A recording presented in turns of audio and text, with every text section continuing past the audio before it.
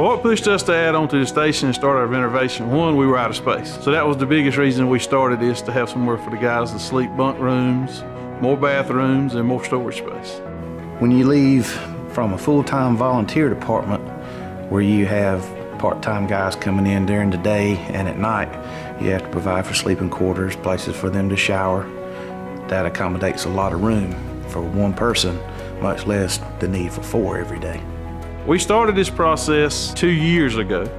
We started on an 8x10 sheet of notebook paper, drawing what we thought we needed and what we wanted, making a list. Then we stepped out to an architect and we got us a set of drawings, and then we started a bid process. I've been a firefighter for 18 years.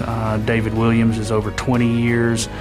Jonathan Williams is 4 or 5 years. My time with those fire departments, I've served on building committees, apparatus committees, personnel committees. This allows me to understand how a fire department operates. They understand our budget needs and what we're trying to tackle. Yes, sometimes the things that we have look like they're astronomically expensive, and they are. They recognize that by doing budgets and being involved in the fire stations, throughout their lives, so they know what we're up against.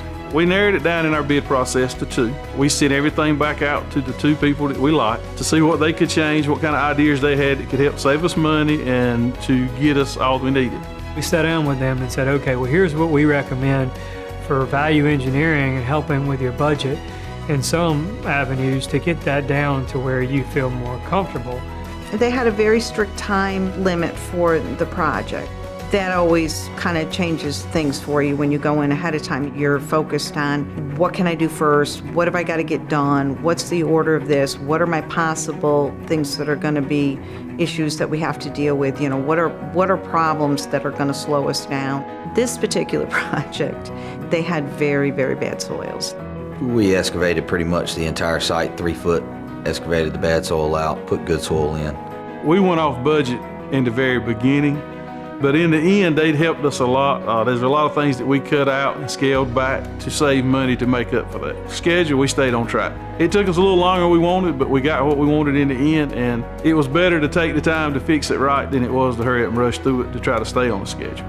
I was able to do some sort of redesigning of the HVAC work, save them some money there, as well as open up some space on their upstairs mezzanine, which I think in the long run they'll see very useful. Anywhere I could see to save them some money, but still give them the product they wanted, I offered it to them, just because I knew they were taking a pretty big hit on the change order up front with the bad soils. We had a 15-year-old building that we were trying very hard to make sure that it didn't look like an addition. They wanted it to be a cohesive, building. We remodeled our kitchen. We added on to some offices, redone our training room. We added bedrooms, bathrooms, bay areas.